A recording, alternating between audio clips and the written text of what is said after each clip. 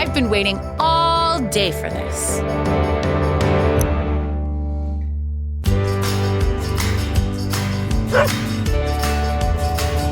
Baron, my handsome man.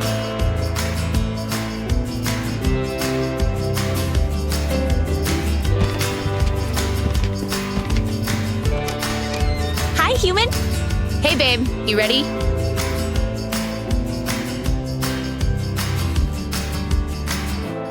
All right, let's roll it.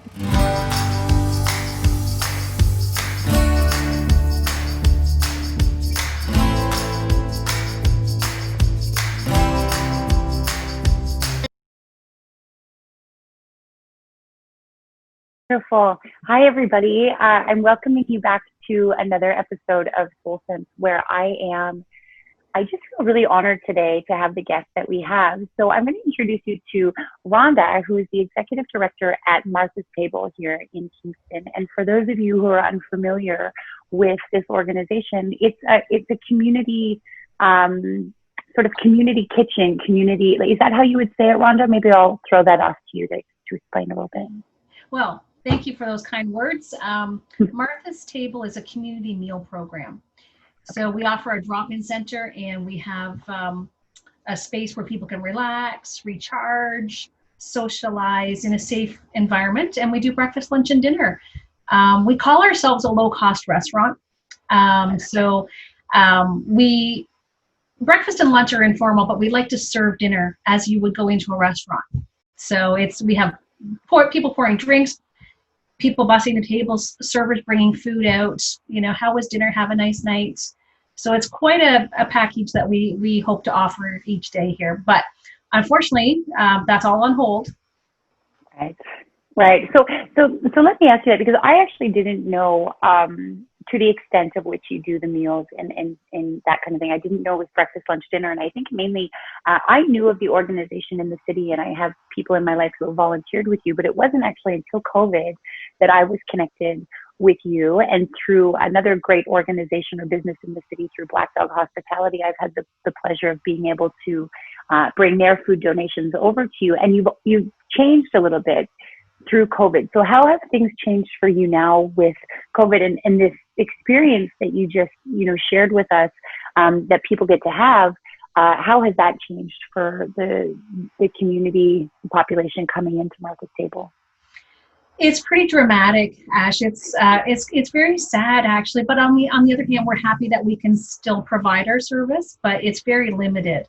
We are serving takeout meals only, and that's between 11 and 1.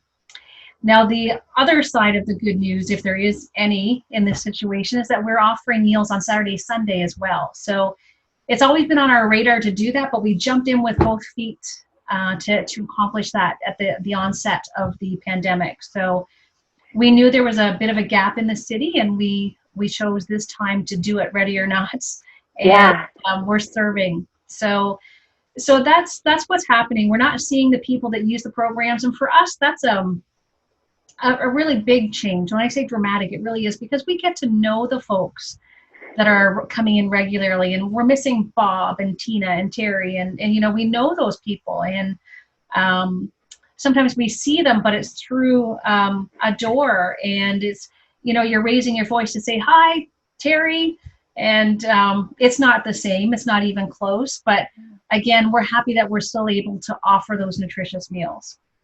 I love that. And what do you think the impact has been on, the people who, and I don't even think it's a vulnerable population. I think that there's a demographic of people as well who have relied on your service and other services throughout the city. How do you think that this pandemic has impacted them? Because the places where they would go to for those 3 meals a day, or, the shelters that maybe we could use, or other community kitchens, how do you think this has impacted the people who use this service? Yeah, it's a really big impact. That's a very good question, because we're seeing the differences, again, because we know these folks for the most part. And simple things that people may not think of. The bathrooms are closed everywhere throughout the city. So what do you do? And that's a dramatic change in their lives. So we made a couple calls, and there's a porta potty out back of Martha's Table, which offers some relief, but it's not the same. So things that we don't even think about. I can't even imagine some of them but the social aspect, the mental health aspect, there's a big gap there, because that was a big part of what we offered, and I know other agencies did as well.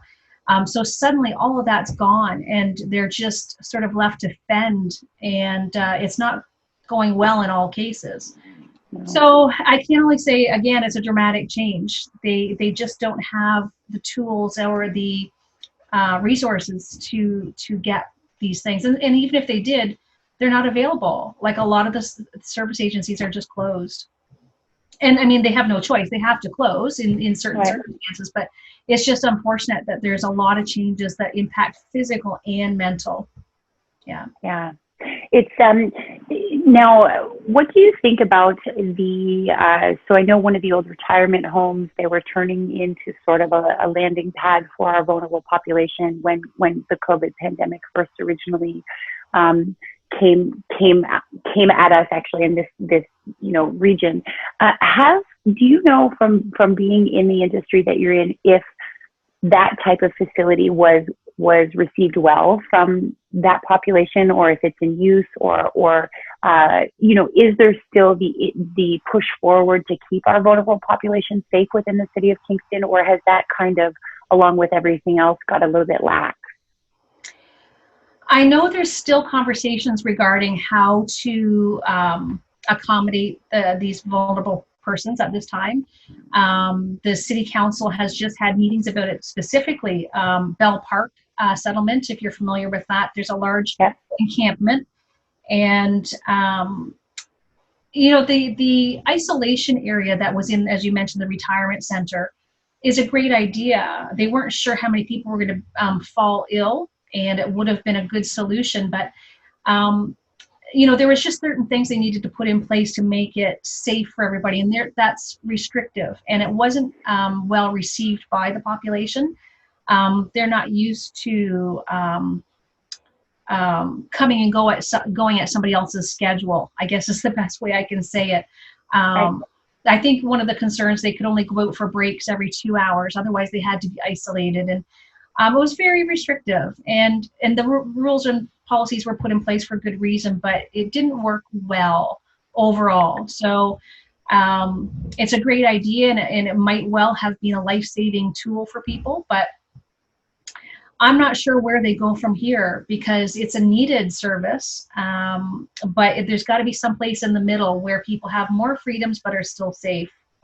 Right. It's interesting too. And I had a conversation with actually a teacher of mine in the mental wellness and addiction program. And I sort of asked him the same thing. And I said, does it become a trust issue with our vulnerable population then? Now we're in this pandemic, and they've been in this situation where perhaps maybe they haven't felt the resources or the help or the pull for many things. And then we get hit with this pandemic, and all of a sudden we're asking them to trust what it is we're doing, to give away a bit of their freedom, their choice to go into this type of situation, which I do think was beautiful and to benefit them. But wouldn't it also be scary to have that type of environment available to you, and then when the pandemic's over, is it that we would push everybody back out because we no longer need this space? And that has to be a little bit of a trying thing to understand as someone who, it does fall in that demographic. So from what I understand, they're no longer, like, there's no one there. It didn't sort of work out the way that they wanted it to. That's what I understand as well. Yeah. And in all fairness, as you say, what they're expecting may not be what was really happening, because there's historically, if you go into a shelter, it's sort of like a dorm, and people are worried about the safety of their belongings, and sometimes they're carrying everything they own with them, and not understanding what would be safe and what would be okay, and so that was a factor, I think, in its not being as well received. Right. I'm curious if you actually have any idea the tremendous impact that you have on people's mental wellness and what it is that you guys kept doing with the pandemic, because there were certain organizations, businesses, and things who just really quickly figured out how to protect volunteers, employees, that kind of thing, and move forward. And Martha's Table was one of those things. You didn't actually seem to skip a beat in changing and adjusting. Do you feel the impact of what it is that you're doing in the city and the value that this type of community kitchen has? Is that something you feel every day when you go to work? Well, it's always, I've been here 12 years with Martha's Table, so it's a great environment, and you can't help but feel a reward.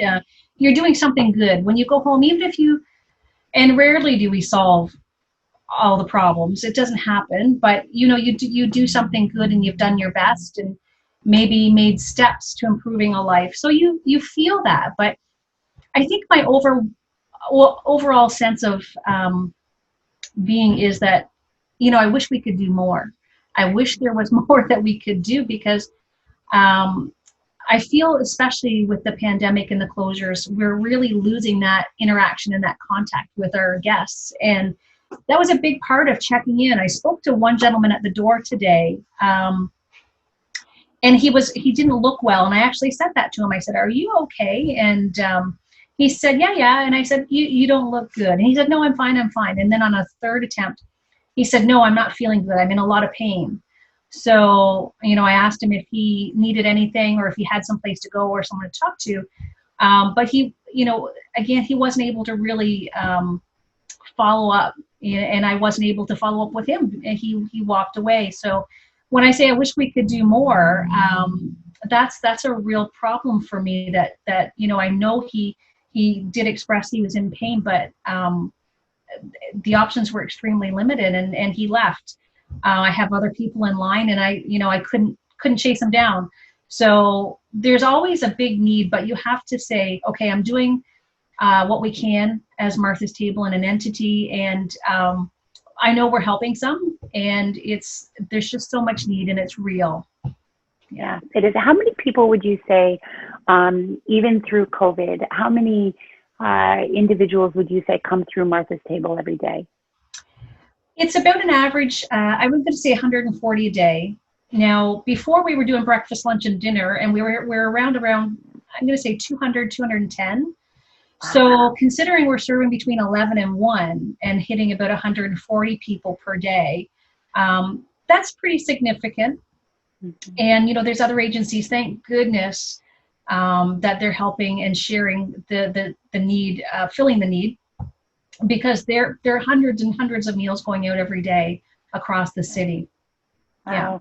Yeah. I live downtown, actually across from Skeleton Park, and Lions Heart comes in, and every single day since this happened, they have been in that park for dinner. Every single day. Yeah. And I know that that's not a small feat, that what you accomplish in a day and what they're doing in a day, but also that there's many other players that are involved in making those things possible. Other chefs or restaurants or people donating things. So if someone in the city, if there's a restaurant owner or, someone in the city that wants to get involved with Martha's Table, how would they go about doing that? I would recommend that they just give us a call. Like Chez Noir, we're donating soups. That's amazing and a beautiful thing, and it really helps get the mission accomplished. But I would say, even if a restaurant would like to cook turkeys or a roast for us, we could supply those things and they could cook it. So, it will help with the time elements. So they could maybe make stews or chilies or things like that. But again, there's also the option of taking our supplies and preparing it. Whew, that would be wonderful. That's actually, I never thought about that being something, because what is the setup that you have at Martha's Table, and how many of you does it take? So you see you're open, from 11 to 1 doing lunches and meals and things like that. How many of you does it take to prepare that? And is there ever a question on your end as to where the resources are going to come from for the food that you're going to make or the things that you're going to do?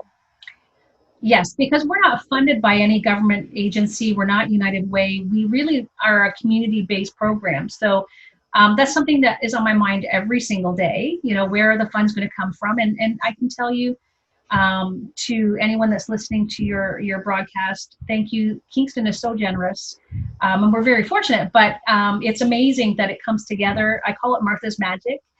I really do, because it's magical. The city is inspiring, but it's something that we have to work at all the time, and just keep people knowing that we're still here, we're doing what is needed, and it's a partnership.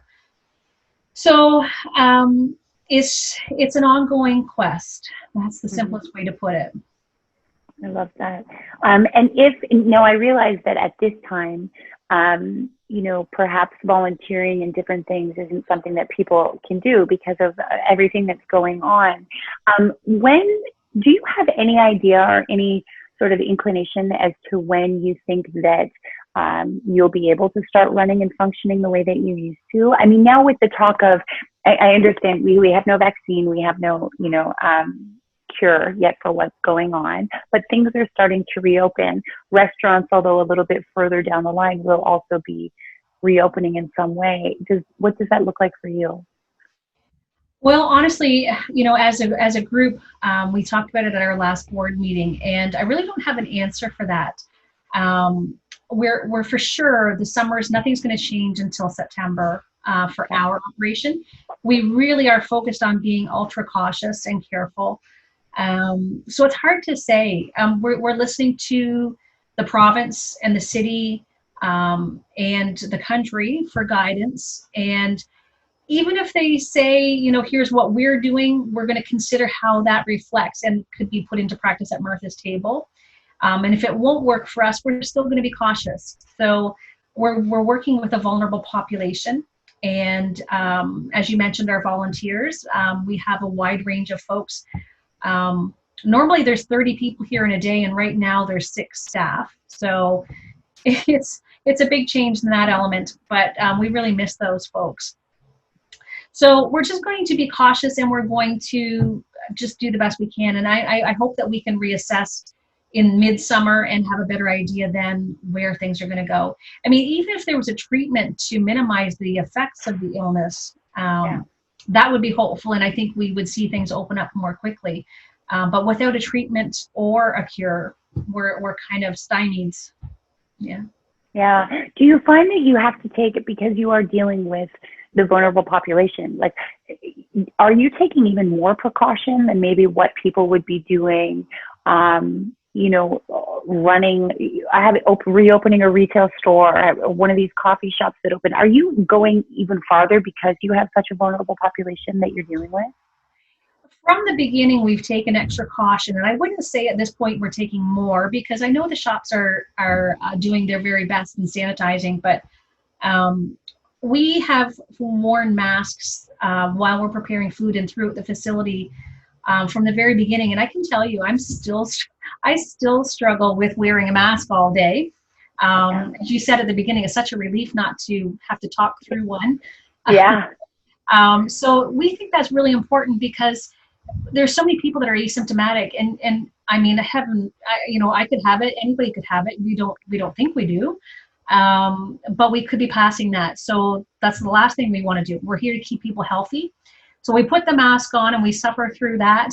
And I may be speaking for myself with the suffering. I don't know. No, I think it's like, what kills me is when people can't see me smile. I feel like I need a different way. I did so there was a vigil for Black Lives Matter in the park last night, and it was quite an impactful event to be at. But as I would see people, obviously still with COVID, I would smile, and I'm like, they can't see me smiling. And I think that's like actually the saddest, one of the saddest pieces, is that we don't have that connection with people. What is it like for the vulnerable population? Are they coming in masks? Do they have access to being able to have things to protect themselves? Or is that something also that you're providing? And is there in any way now maybe a way that we can put into action some way of providing these things for the people coming through? At this point, we don't have anything for the guests. I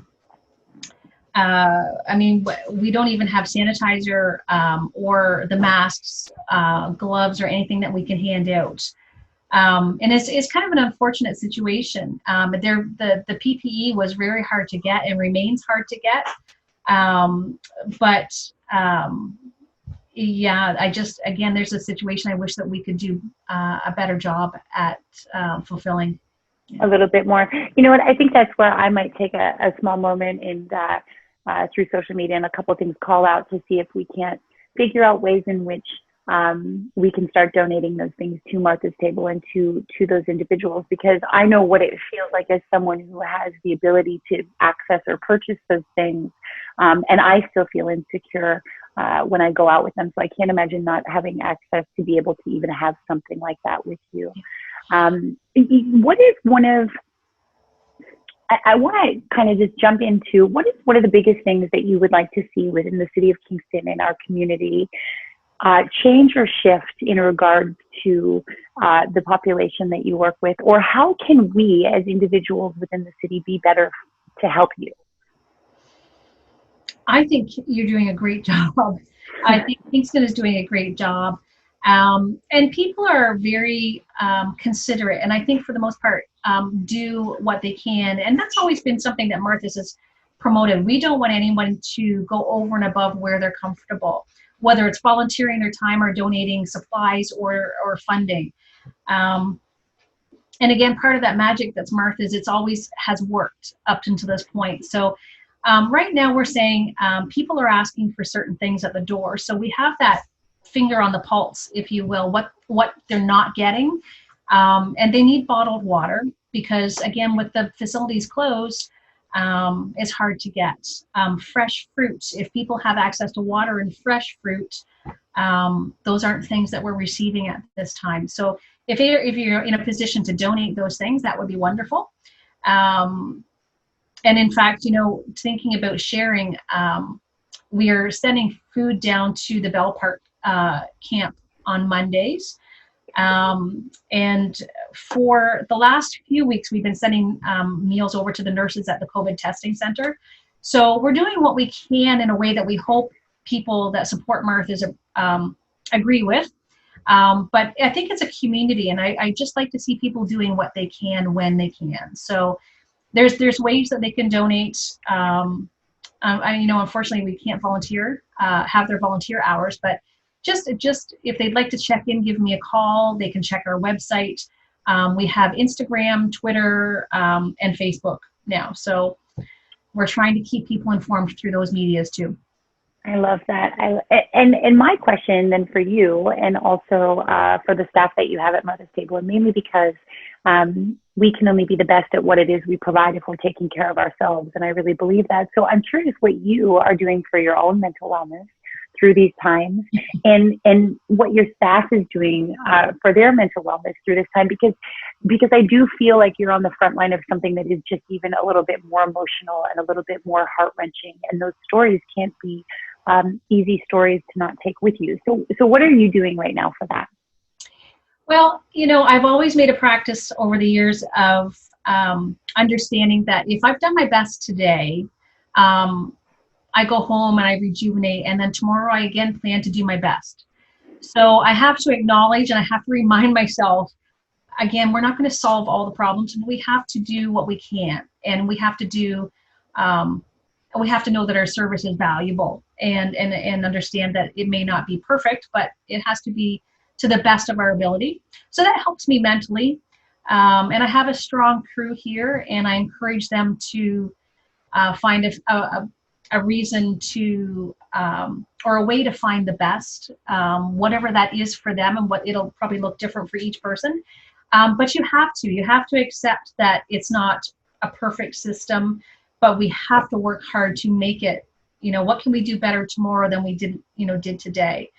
So always strive to do more. And I feel like that relaxes me. I feel like that works for me. I can find comfort and de-stressing in just simply working hard and focused on the end result. So that may not work for everybody, but in addition to those details, we've reduced our hours, so that certainly helps physically.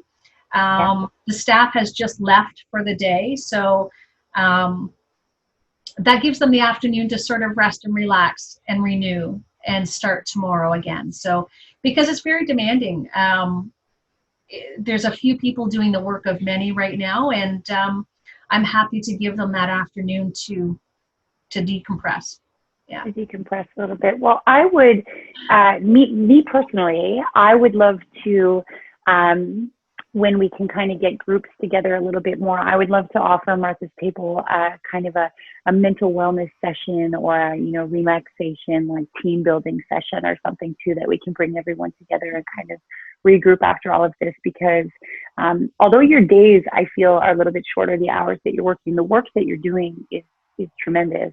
And it's heavy, and it comes with a lot of heaviness with it also too. I think it was heavy before COVID. I think, anyone in the field that you're in, anyone who's in the field of helping or caring or any of those things, it's a heavy piece. So I know it hasn't got lighter with COVID. I'm hoping that it's become a little bit more balanced in this normal for you. So I'm just so honored to have the chance to have been able to talk to you, because what you do, I just feel so connected with, and I'm so happy that I can help, even in just a small way that I can. And I do look forward to being one of those volunteers on multiple occasions when we get back to that chance to do that. I just can't thank you enough for taking time to chat with us today. And before we go, I do want to get, actually, if you could give us the website, and I imagine Instagram and all of those things would just be Martha's Table, but what would the website be for anyone wanting to check it out? It's just marthastable.ca. Perfect. And then if, anyone can use our channel as well to get through to us if you're looking to connect with Martha's Table. But Rhonda, thank you so much for taking time. And I actually would, hope this is one of many conversations that you and I get to have in all of the ways that we can develop some new avenues to better what it is that you're doing, and to take some of that stress or uncertainty away. Thank you very much. You've been very kind to invite me here today, and to chat with you. And I think I feel your calm presence, so I would be happy to take you up on that offer. I think it would be great. Absolutely. Thank you again. Have a beautiful afternoon. Stay safe and well, and please just keep doing everything you're doing, because you are changing the world every day, whether you realize it, and it's a beautiful thing. So thank you for that. Thank you very much. We'll talk soon. Have a great afternoon. Okay, you too. Bye-bye. Thank you. Bye.